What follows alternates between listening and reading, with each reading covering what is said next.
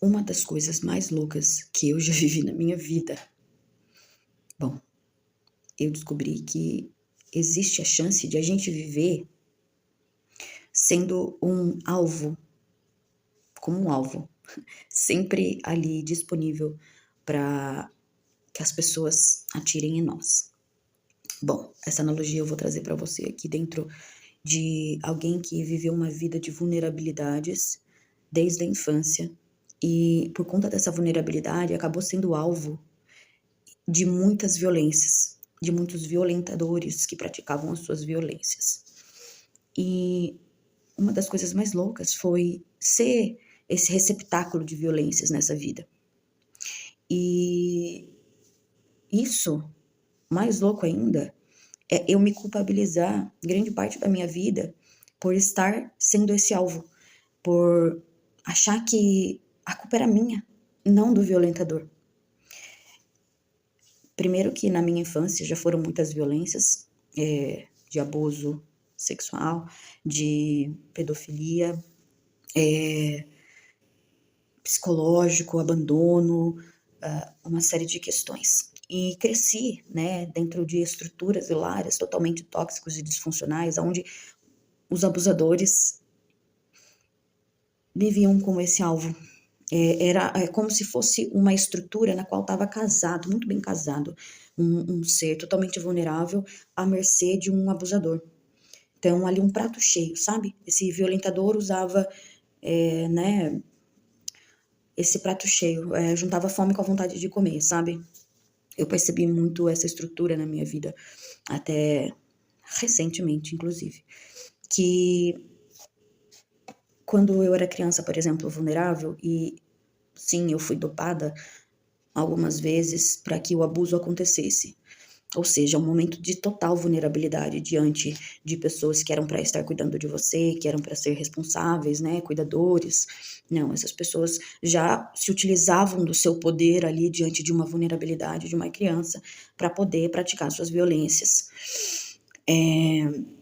No decorrer da vida, porque assim é muito interessante, porque a gente não se constrói como um alvo da noite para o dia. Existiram muitas estruturas na minha vida que me colocaram nesse lugar de vulnerabilidade.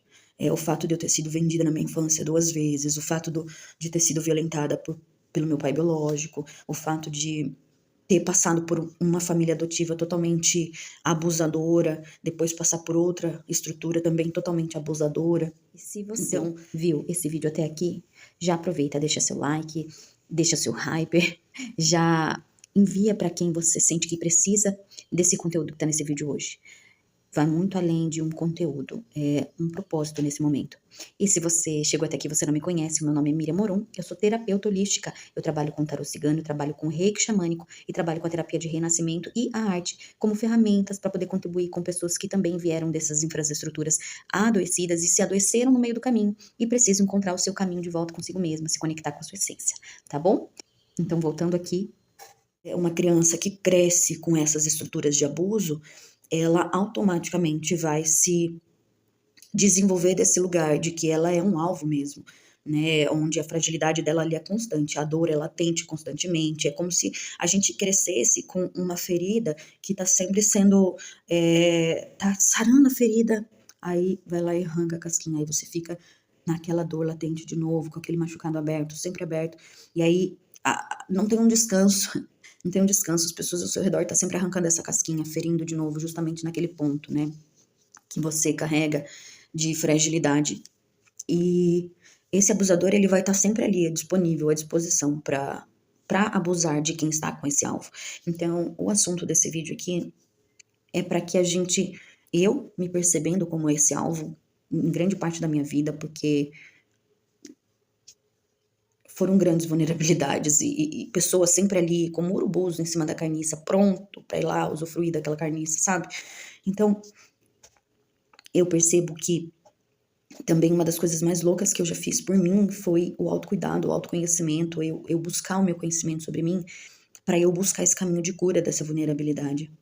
E existe todo um processo que a gente faz de aceitação, de autoamor, de autoperdão, que é extremamente importante que a gente que carrega esse alvo nas costas faça na nossa vida, para que a gente não seja um alvo por toda a nossa vida, para que a gente encontre ali o nosso limite e o despertar nosso ali dessa potência maior que nós carregamos, que nós não somos essa fragilidade toda, nós somos muito mais do que isso, nós não somos aquilo que fomos construídos ali para ser pelas pessoas ao nosso redor, porque essas pessoas que sustentaram a nossa identidade, e quando eu digo sustentaram, é por conta dessas experiências que nós tivemos na mão dessas pessoas, nós desenvolvemos personalidades para que a gente sobreviva ali dentro, né, dessas estruturas, desses lares. E por conta dessa sustentação dessa identidade frágil ali, a gente acaba se percebendo diante de muitas aberturas para abusos, porque a gente está frágil, porque o abusador ele nunca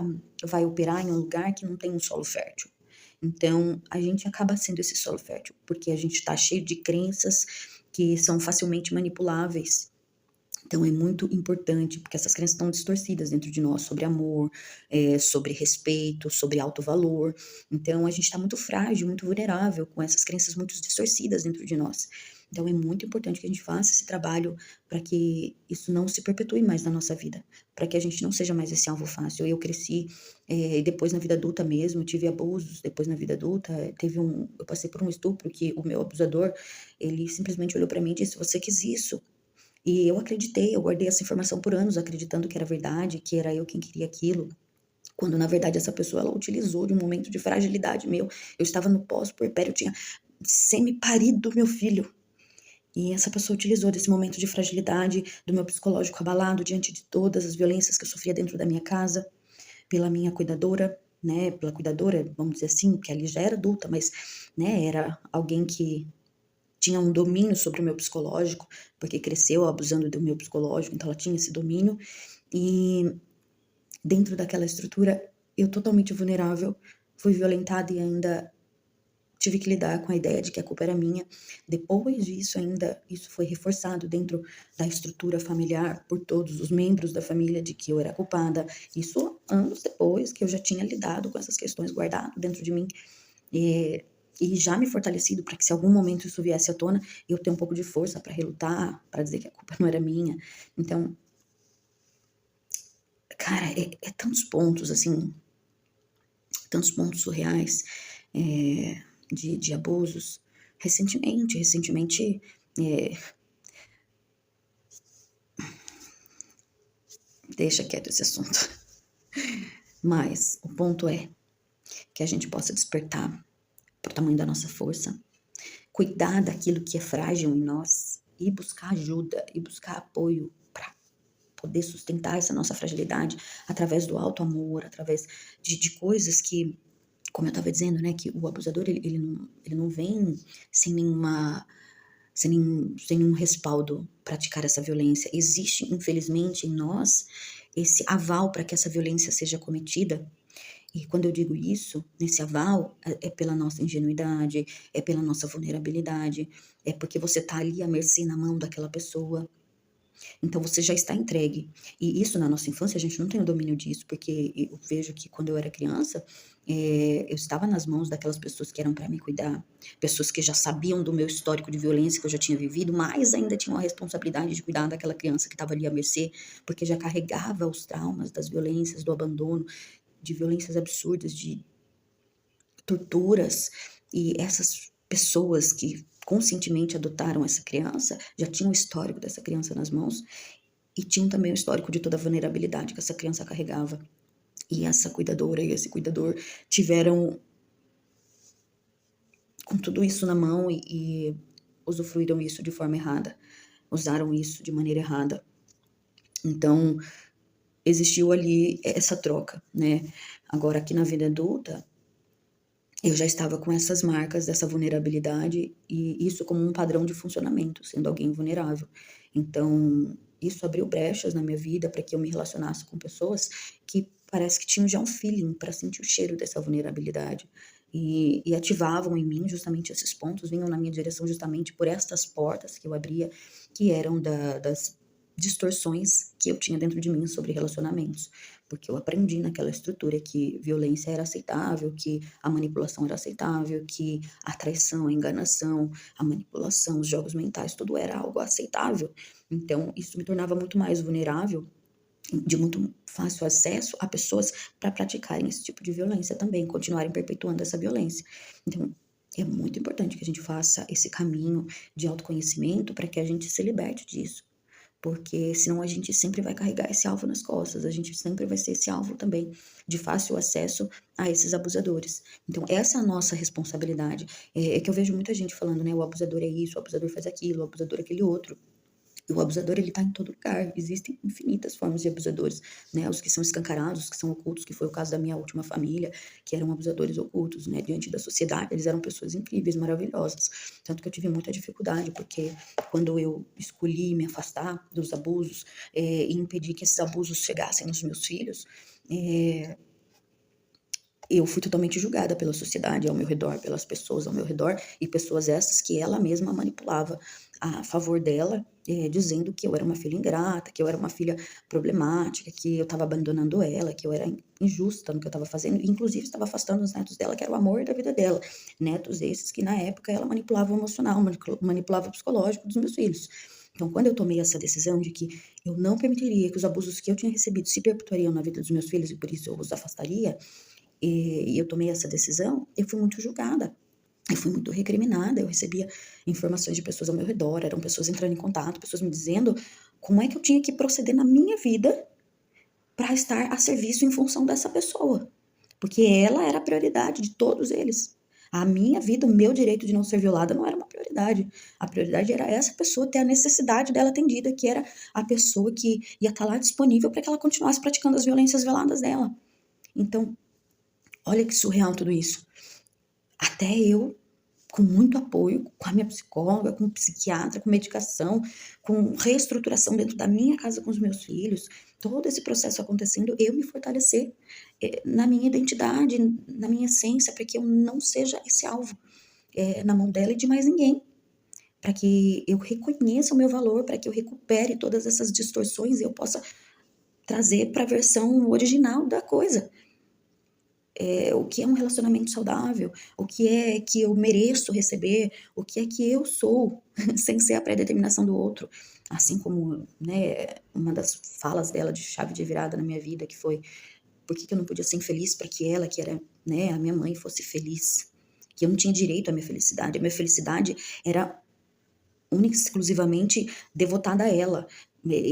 Não existia a minha felicidade, eu não tinha o direito de ser feliz. Ela tinha o direito de custear a minha infelicidade para que a felicidade dela se fizesse em cima da minha. Olha que surreal isso.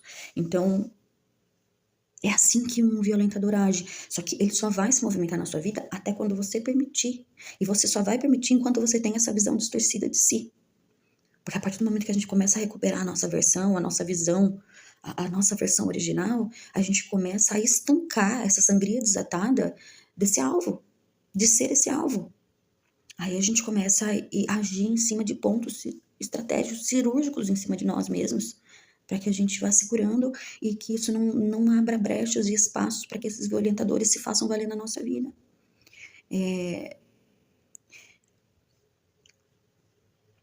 Vítimas de pessoas narcisistas saem com a vida arrasada. E muitas vezes a gente sai dessas estruturas de pessoas narcisistas e depois a gente acaba, por conta dessa visão distorcida, não vai se cuidar e a gente fica carregando essa culpa por anos, se impede de ser feliz por anos. Mexe em toda a nossa infraestrutura. Então, a gente precisa entender que está sendo um alvo dos violentadores. A gente, só por ser mulher, já é um caos, né, nesse sentido, nesse mundo que a gente vive. Precisa entender que a gente é esse alvo por conta da nossa distorção da realidade, distorção da amorosidade, do sentir da vida, das crenças que carregamos, que foram construídas nessas bases poluídas, vamos dizer assim, né, adoecidas dessas outras pessoas sobre nós. Porque assim, eu cresci ouvindo que eu era nada, eu cresci ouvindo que eu não era digna de estar ali na presença dela, eu só estava lá porque ela escolheu, eu não era negra o suficiente pela escolha de filho que ela queria ter feito, então nem para isso eu servia, nem para ter a cor suficiente que ela queria para adoção, eu não era filha negrinha o suficiente que ela queria adotar. não tinha para onde voltar, porque minha mãe já tinha me vendido 2 vezes, então minha mãe já não queria mesmo eu lá, então para onde eu voltaria, a não ser aceitar aquilo ali que ela estava entregando, que era o máximo, que era uau. Enquanto, na verdade, o que eu estava recebendo era abusos, violências psicológicas constantes. E sem nenhuma possibilidade de autodefesa na época, de me proteger, até porque eu nem percebia que isso era abuso. A maneira que ela me tratava doía, me machucava, instalava crenças em mim de não pertencimento, instalava crenças em mim de não merecimento, instalava crenças em mim de não valor. Isso tudo foi me fragilizando, me construindo para ser um alvo fácil a ser manipulado. Na mão dela. Mas isso não ficou só na mão dela, isso depois reverberou na vida de outras, na mão de outras pessoas. Aonde eu aceitava pouco, recebia muito pouco, recebia o desrespeito, traições, mentiras, humilhações. E eu acreditava que eu tinha que receber aquilo, porque era aquilo que era o que a vida tinha para mim. Porque era o que eu cresci aprendendo sobre isso. Mas hoje eu falo para você, com toda a propriedade, não é isso. Não é. E não é culpa minha, assim como não é culpa sua ter vivido o que você viveu na mão dos seus abusadores. Porque essas pessoas sabiam exatamente o que estavam fazendo. Você estava ali com a sua visão distorcida da realidade. Então não é justo você carregar uma culpa que não é sua. Agora, existe um caminho para que a gente não seja mais esse alvo. E esse caminho é o autoconhecimento. Através do autoconhecimento, a gente aprende o autoamor, o autorrespeito. E através desse processo de autoamor, de autorrespeito, a gente faz essa ressignificação dos nossos valores, da nossa visão de nós mesmos, da nossa visão do outro. E vai acontecer uma certa derrocada assim na nossa vida, onde cai toda uma estrutura para a gente reconstruir essa nova. Então, eu não vou falar para você que é um processo fácil, porque não é, mas é um processo importante e necessário se você não quer continuar sendo vítima na mão das pessoas, se você não quer continuar sendo abusado pelas pessoas. Porque não é culpa nossa, mas tem um porquê disso estar acontecendo na nossa vida, que é por conta dessas feridas internas que a gente carrega, que foram causadas lá na nossa infância, na nossa adolescência. Em algum momento da nossa vida isso foi causado no momento de formação das nossas bases, das nossas estruturas.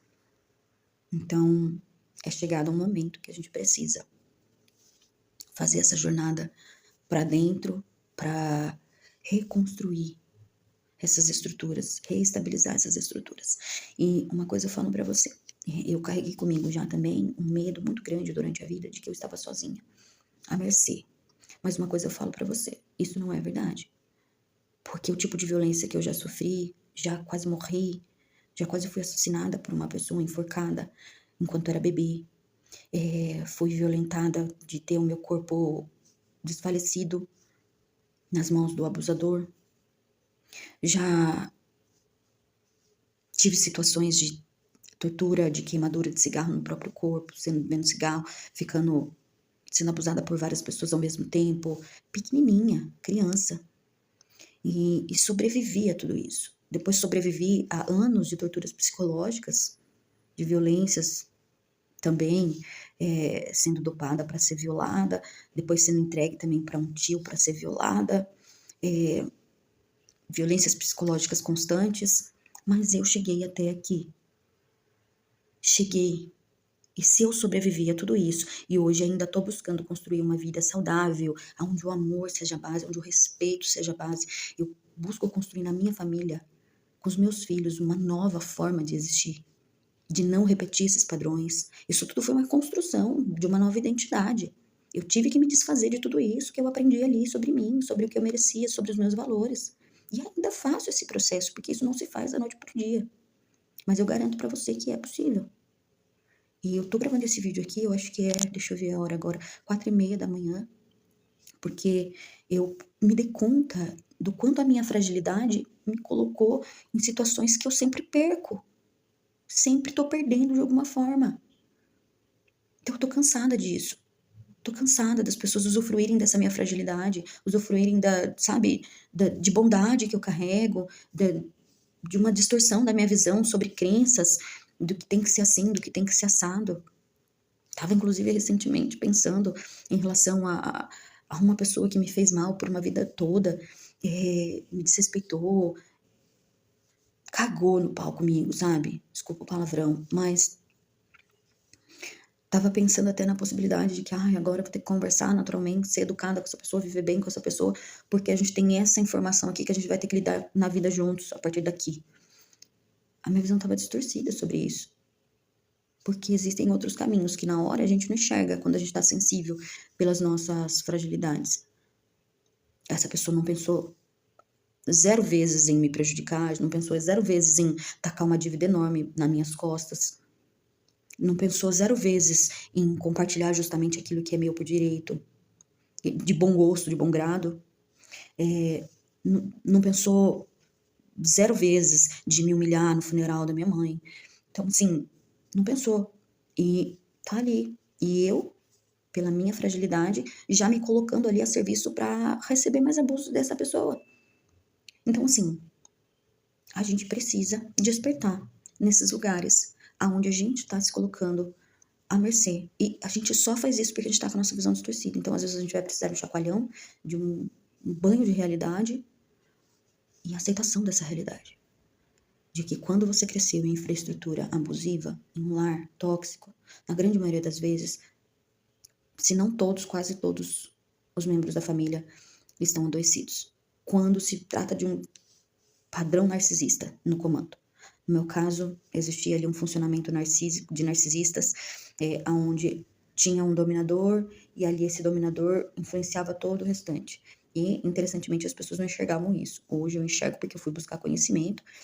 Na época eu não enxergava, óbvio, eu não entendia porque de tanto sofrimento, mas hoje eu entendo, porque eu fui buscar autoconhecimento, eu cheguei nesse lugar que eu entendi que eu estava vítima de uma estrutura de uma família narcisista, e é maluco como isso acontece, e uma narcisista oculta, né? Então, assim, para você conseguir se posicionar, para você conseguir ter voz, para você conseguir falar, bater de frente, se afastar, sair dessas relações, você tem que ter restabelecido dentro de você esse olhar de auto-amor, de autocompaixão, sabe? De reconstrução de si. Senão a gente vai estar sempre preso na teia da culpa, daqueles relacionamentos yo-yo que você fica saindo e voltando, saindo e voltando, saindo e voltando. Sempre disponível para que a pessoa use até o seu limite dentro das relações. E o seu limite não é você que vai dar, tá? É o outro que vai colocar. Que a hora que ele vê que ele não consegue tirar mais nada de você, aí ele te descarta. É assim que funciona. É assim que aconteceu comigo. Então, a gente precisa enxergar que a gente não precisa viver esse tipo de vida para sempre. Assim como eu já acreditei um dia, que eu já cheguei a pensar que eu só teria vida se ela morresse ou eu morresse. Mas assim como a vida, como eu trouxe, né, a gente não tá sozinho. Não cheguei aqui sozinha, com toda certeza. Não foram por conta dessas pessoas da minha família que eu cheguei até aqui, porque senão eu já tinha tirado a minha própria vida há muito tempo. De tanto que era a pressão de existir lá dentro, de tentar sobreviver, né, nem existir, porque eu nem existia, eu nem tinha permissão para existir, porque todo mundo determinava para mim quem eu era, o que eu podia, o que eu não podia, o que eu devia, o que eu não devia fazer. Era determinado tudo por eles. Então, chegar nesse lugar da vida de você perceber que sim, o poder tá na tua mão de virar esse jogo na sua vida, e que existe apoio durante a caminhada, sim. Existem pessoas que o universo coloca no seu caminho, que te apoiam. Eu tive pessoas que... Eu saí do primeiro lar adotivo depois de muito abuso, de muita tortura, porque os vizinhos chamaram a polícia mais de uma vez. Teve reuniões de vizinhos chamando a polícia. E aí isso fez com que eu saísse de lá. Agora, dessa outra estrutura, que não teve vizinhos chamando a polícia, muito pelo contrário, porque era tudo muito oculto, ninguém, absolutamente ninguém, sabia das coisas que eu passava com ela. Ninguém. Ela dava um jeito de distorcer até para as minhas amigas, coisas que eu tive uma experiência, por exemplo, que ela enfiou uma faca na minha garganta, depois ela tem um surto psicótico na mesa, que ela estava cortando um bolo, que ela decidiu que aquele bolo, eu tinha que levar aquele bolo na festinha do meu filho sem me comunicar, sem nada, e eu já tinha comprado salgado, e ela decidiu que eu não podia levar o salgado que eu tinha comprado, tinha que levar o bolo que ela decidiu fazer, sem me comunicar, sem nada, e que não era um problema para me levar o bolo, mas eu tinha que cancelar o salgado, porque se não cancelasse o salgado eu não amava ela, e eu tinha vergonha dela. E eu não tinha mais como cancelar, já estava pago, não fazia o menor sentido na minha cabeça naquele momento, até ela surtar e colocar uma faca na minha garganta, dizer que eu era imprestável, que eu tinha vergonha dela, por isso não merecia estar viva, e aí depois ela usar essa informação pra distorcer pros meus amigos. Ah, a Miriam já falou pra você que eu já coloquei uma faca na garganta dela. Ai, que mentirosa, nossa, eu nunca faria isso, eu tava só brincando. Ou seja, aqueles tipos de comportamentos, né, que a gente vê dentro de um ciclo narcisista. E esse tipo de coisa eu passei e ver a hora que eu chamei apoio, porque chegou numa situação que eu fiquei em pânico nesse dia, por exemplo, eu chamei apoio, e aí quando o apoio chegou, ela distorceu toda a realidade ali diante dos meus olhos. Ela deitou na cama, ela fingiu que estava possuída, começou a ter um piripaque do Chaves na cama, como se fosse um demônio que tivesse incorporado ela, e me culpabilizando que ela estava naquele estado porque eu tinha tirado ela do limite dela. E a culpa era minha, e a pessoa que veio socorrer comprou essa verdade dela e me culpabilizou por aquela situação, disse que eu era uma filha ingrata, que nunca deveriam ter me adotado, porque se soubesse que ia dar nisso, que eu iria fazer isso com a mãe dessa pessoa, eles nunca teriam me adotado. Detalhe, o que eu tinha que ver com essa história toda que ela que estava causando? Não fazia o menor sentido. Mas ali naquele momento eu sofri o trauma. Eu sofri o trauma de ter uma faca na minha garganta, eu sofri o trauma de ver aquela situação se reverberar contra mim. Eu sofri o trauma de ficar uma semana dormindo, sentada na porta, encostada na porta do quarto, porque eu não sabia se a qualquer momento ela ia entrar no quarto, ela iria tentar me matar. Então, eram coisas surreais que eu vivia ali dentro. E ninguém sabia. Então, assim, para que a gente tenha força de se fortalecer depois dessas violências que a gente sofreu. Porque eu acreditei mesmo depois, por anos, que eu era culpada de tudo isso. E não. Era só uma pessoa adoecida, desequilibrada. E eu era uma criança fragilizada nas mãos de uma pessoa que estava totalmente desequilibrada. Estava ali à mercê daquela pessoa, para que ela fizesse tudo o que ela quisesse em silêncio comigo. E muitas coisas aconteceram nesse silêncio. Só eu e Deus sabemos. E não estava sozinha, porque existiram muitos amparos da espiritualidade. Para quem acredita, para quem não acredita, tá tudo bem. Mas para quem acredita, existiram sim guardiões espirituais que me auxiliaram. Existiram momentos de que eu estava em tamanho desespero e eu pedi ajuda espiritual. Eu falava, eu preciso de ajuda para eu não morrer aqui. Eu preciso de ajuda para que eu não tire minha própria vida, porque eu tenho filhos para cuidar. Eu preciso de ajuda.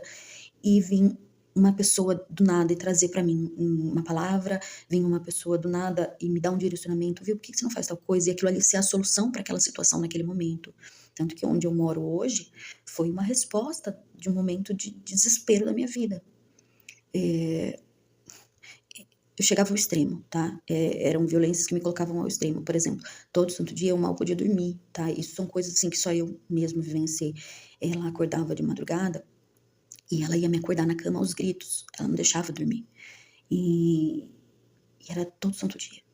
Imagina você acordando aos gritos, com gritos na cabeça. E não mudou, mesmo quando eu mudei da casa dela, que eu mudei para uma casa do fundo, ela gritava lá de cima, do sobrado dela. Ficava me chamando, me acordando todo santo dia, fora do meu horário. Me acordava meia hora antes do horário que eu acordava, que o meu celular despertava para eu ir trabalhar. Me acordava às vezes uma hora antes, ou às vezes no final de semana, que era dia que eu tinha para dormir até mais tarde. Ela me acordava só pelo prazer de me acordar, para eu não poder ter o meu descanso. Para eu ficar, e eu ficava mal, ficava descontrolada, porque quem não dorme direito, você não pensa direito, você não sabe? Eu ficava no limite do meu mental, no limite do meu emocional. E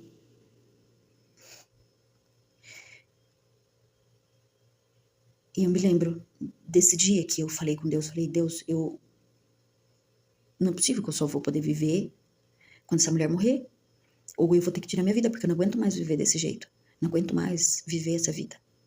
Só que o que me salvava sempre eram os meus filhos, porque eu pensava, como é que eu vou tirar minha vida e com quem eles vão ficar? Então, os meus filhos me salvaram, muitas e muitas vezes. E, obviamente, que hoje eles são, né, essa base de sustentação na minha vida. Sim, mas hoje eu tenho uma outra visão, uma outra consciência de que eles não carregam esse peso, nem essa responsabilidade, de que a minha vida continue por causa deles, até porque eu tenho uma vida independente da deles. Então, eu busco o meu caminho espiritual, o meu caminho pessoal, o meu propósito de vida, busco fazer aquilo que toca no meu coração cada vez mais, estar em contato com aquilo que me faz feliz, com aquilo que me agrada, com aquilo que o meu coração pulsa, para que eu tenha uma vida independente e que eles não precisem carregar pesos que não são deles. A minha existência não é um peso deles. Então, para que eles possam ter liberdade, uma vida leve para viver a vida deles também. Então, muita coisa se reconstruiu na minha vida e foi com autoconhecimento, foi buscando terapia e foi com muito apoio na caminhada de Deus o tempo todo tinha a espiritualidade maior, me amparando, falando comigo, me direcionando, me guiando, seja o meu guardião, seja o meu pombagira, seja os preto velhos, seja o povo cigano. O caminho foi se construindo com mais solidez, com todo esse apoio, e conforme eu ia ficando maior, mais velha, com mais autonomia da minha vida, mais eles iam sustentando essa força dentro de mim, com muito carinho, com muito amor, para que eu me fortalecesse, para que eu me sustentasse na minha vida, sem depender dessas pessoas. Mas não existiu uma vida de reconstrução que não tivesse que demolir primeiro. Então, esse é um caminhar árduo que a gente faz, mas necessário. E essa noite, essa manhã, essa madrugada, eu tô aqui, nem sei se esse vídeo vai chegar até você, se eu vou postar isso, mas talvez você esteja precisando disso também, sabe? Reconhecer que você tá com esse alvo nas costas de violentadores, mas você pode sair dessa situação sim. E existe amparo, considere até esse vídeo, eu, nesse momento, como um amparo divino na sua vida nesse momento, para te fazer tocar no seu coração um lugar que talvez seja muito difícil para você nesse momento de acreditar que existe vida e não sobrevivência mais. Que você acredite. Então eu deixo aqui meu abraço e não sei como é que esse vídeo vai chegar aí na vida das pessoas. Tem bastante informação pessoal, mas eu acho que ele é necessário.